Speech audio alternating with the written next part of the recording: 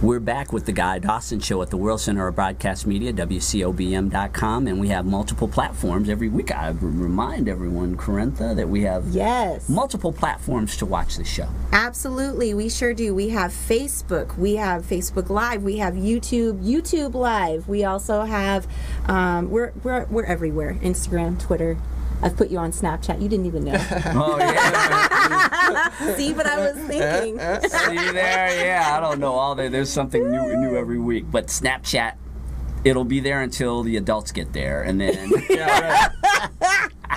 I know. Until people 30 years and older get there, then the kids, they all run off and start something else. Yes. As they should. As they should. Well, speaking about kids, we were just talking about the egg lady. Corintha, you want to... Egg lady.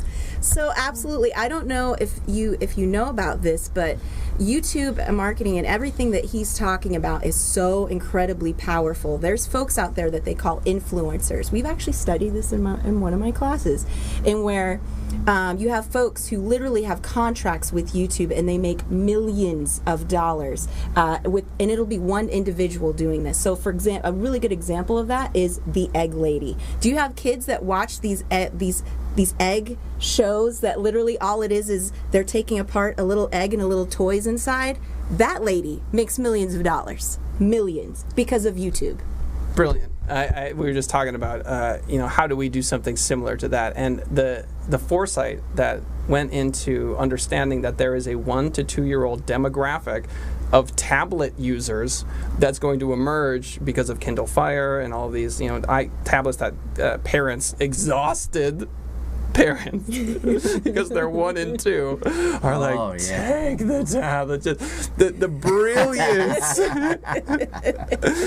is deserving of those millions of dollars. Yeah. I mean, and so I think it's fantastic what she's done, and I've seen those videos, and my daughter loves them. So more power to her. And so like what Guy's doing, what you're doing with this show, what I'm doing with the YouTube channel, like we're all playing with this idea of reaching this critical mass, and I just think it was just a stroke of genius that the egg lady found it when she did. Yeah, she target marketed. I mean, that's really what it's about, is you have to be very focused about your target market, and I see it a lot in business where people get in, they have a great idea of what they want to do, and they sometimes miss the audience. Being the more focused and the more niched you can create your network or create your audience, and you just keep feeding that small demographic, you're much more powerful than just spreading it out. If they tried 1-year-olds, 7-year-olds, 45-year-olds, you figure out which one works, and you just target all of your focus on that. Yeah, and that's absolutely right. It's funny to me that we will, say, walk into a room. I spoke at Planet Hollywood Hotel and Casino, and there were 50 people in that room. 50 is a lot of people in a room to be talking. And so that moment I was like, there's a lot more than 50 people listening to the show right now. See what I'm saying? But just psychologically, we find ourselves going, I can't see you, so not entirely sure, right? Radio's like that. Right? Where you just kind of like, so you get used to it. And so think about, like on YouTube, you're going to reach 70,000 people in 2 months. Or 70,000 people are going to see you interview the Australian Bee Gees, right? And so when it comes to target marketing, the more niche you are, because 70,000 in marketing that's not dropping the bucket, right? Yet, if we were to stand in front of a group of 70,000 people and give a speech, Too much. I even think about the pressure of for example, Lady Gaga at the Super Bowl, and I mean, she's used to performing to huge audiences in arenas of that size, but that's a lot of pressure, because you don't just have that particular audience that's watching you. You have the entire nation that's watching you. So, yeah, but that's kind of how YouTube is, really. Yeah, if you want to compare it to that, Yeah.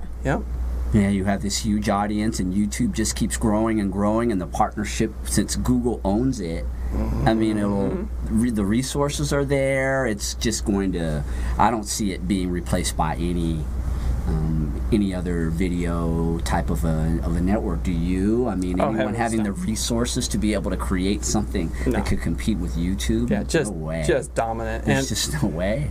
And business owners that I talk to, I'll say, hey, can you give me some YouTube videos? And in their mind, and most of this is, call them 45 to 55-year-old, business owner, stereotypical person, right? They'll say to me, oh, okay, so we'll need a video production crew, and we'll need this and that. I'm like, oh, no. Talk to a 16-year-old. Yeah. Right? See what they're doing, right? Like, point the video at your face and talk, please, I'm begging you, because they're still stuck in this 30-second TV world. And it's done, it died. It's, it's like, it's gasping on its last breath. Like, the Super Bowl commercials, people are like, it's like, it's an afterthought now. And so, in junior high, I think we could all agree, a little awkward, a little kind of, and the nerves and the, and for some reason, people think that when you get older, that disappears. And most of the time, it doesn't. It's right there, as strong as it ever was. It's just a matter of you don't have to do these things anymore. You can find a job where you don't have to do public speaking. You can, you can just not do it. Yeah, run away from your problems. Right? That's exactly right. 100%. You've been doing a lot of speaking. How's that been for you? It's been good, man. I've done 30, 35 engagements over the last couple years, and I'm writing a book, 98 pages into that. I did a podcast today with David Brower at 10. He was super nice, and after that podcast, he does some audio work. I said, would you read my book, David Brower, so we can put it on Audible and iTunes? He's like, yeah, I'll read your book. And so now I'm going to have an Audible and iTunes, and there's a website that apparently puts them up there for free. They help you in that process, and then they'll just take a royalty. And so I'm going to try to do Audible and iTunes for the book. But the thing about these shows, for me, is it is a platform through which I hope I can make the world a better place, right? So the end result is like, how do we educate folks on connecting to a nonprofit? That's kind of the point of it. And we bought a billboard not too long ago. It was this ridiculous deal. And I was debating on, so I got to split the time between Send It Rising and KellenKautzman.com. And I was like, do I want to put my face on a billboard? Because it is like narcissism at a level that's just beyond, like, the ego is just branding. Thank you, right? But I can see that. I can hear the haters. I can just hear it. There's always haters. You are so so condescending and self-centered and all that, And I'm like, to a certain extent, they're right, right? But I believe that leadership requires this kind of like, it's not comfy, right? It's not a comfy position that we find ourselves in, but we're going to do it anyway. Mm-hmm. And so if the cause marketing or if the nonprofit piece of the puzzle didn't exist, I would feel a lot more hollow than I currently do. And so that's why the big initiative in 2017 is this cause marketing. Yeah, I mean, in terms of branding, sometimes you have to take one for the team. Even if it's something that you're not all that comfortable with doing, you might think it's narcissistic, but in reality it's not, because if they don't see, there has to be a face to a brand. Well, not all brands have a face, but I think in your particular situation, you have to separate yourself from your business. You have two identities. You have yourself, and then you have yourself for your business. And so that's basically what you're doing, is you're using your likeness as a separation. And that's the brand that you're presenting to the world. It's valuable. It's important that you do that. You don't have, just because you like to be in front of the camera doesn't mean you're narcissistic. Right, Carintha?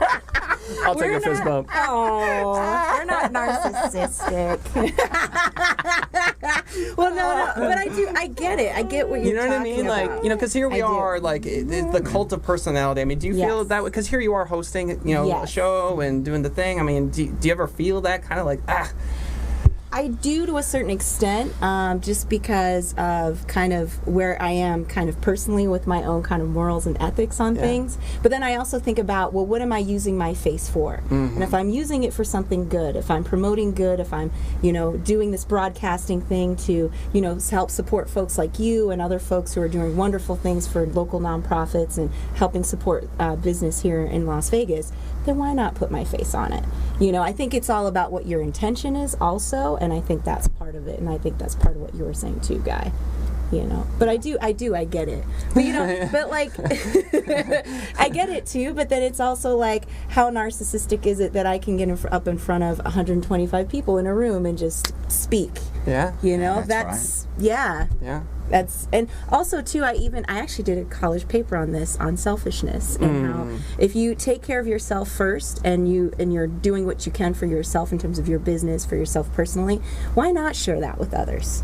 Why not put your name and your face out there? So, especially if you're helping others. So. Right on, Corinta. Yeah. See? Yeah. So, do you feel better about it now? This is therapy for me. You'll get a bill later. We do a lot of therapy on the show, and so I'm glad to hope you leave feeling better than when you I had a breakthrough.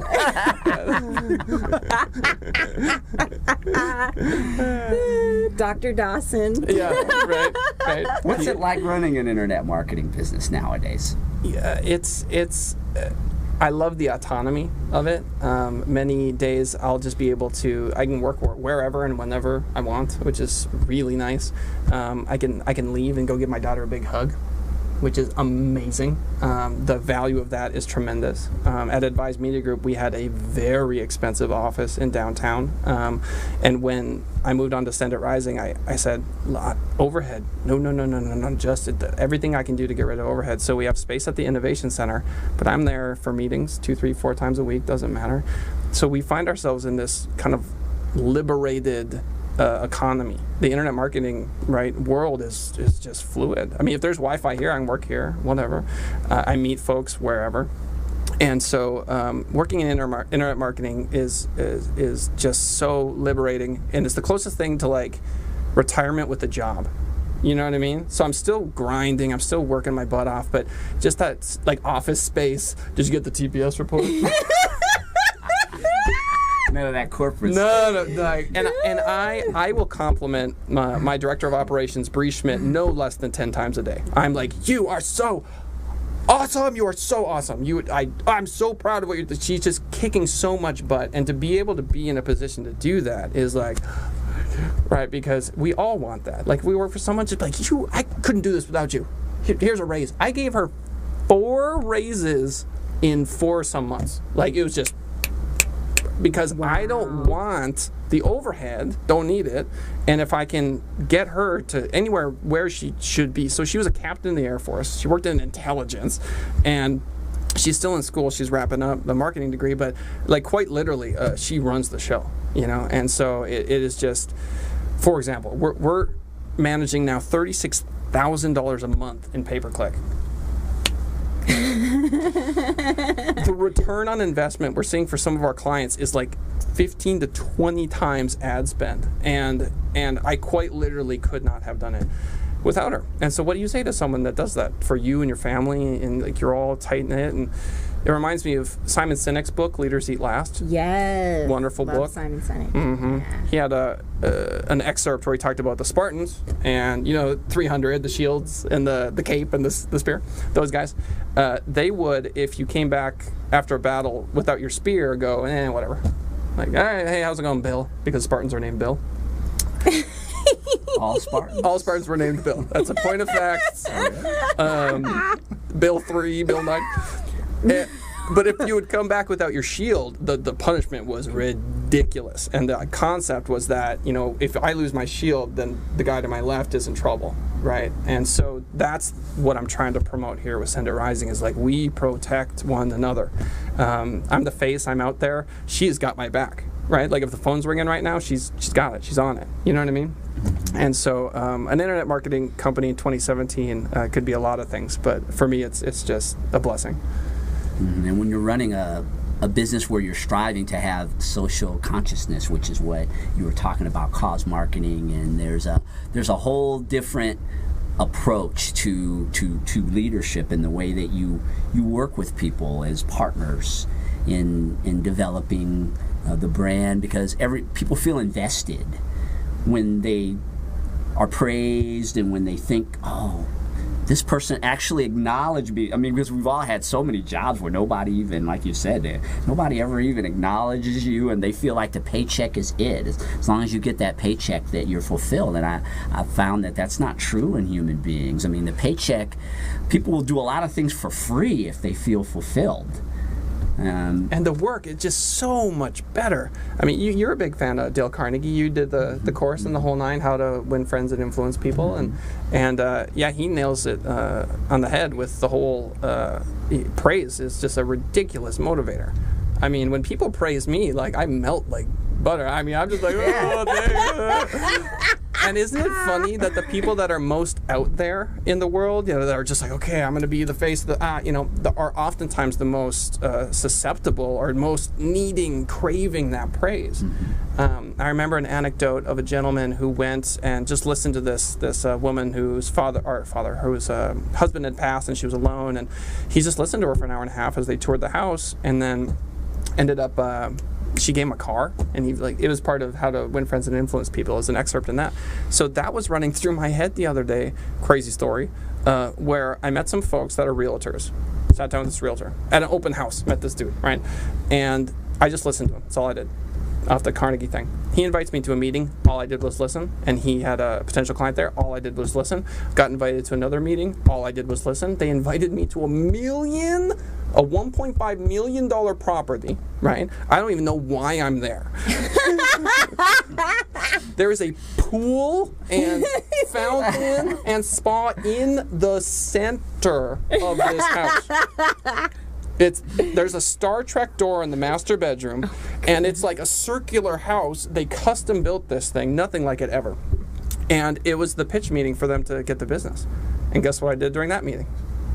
Listened, right? And they walked out of this meeting. I'm like on the team now, apparently. And they walked out of it with the owner saying, okay, Susie and Alan. They said, like, go ahead, market it. Give it a shot. Wow. That's fantastic.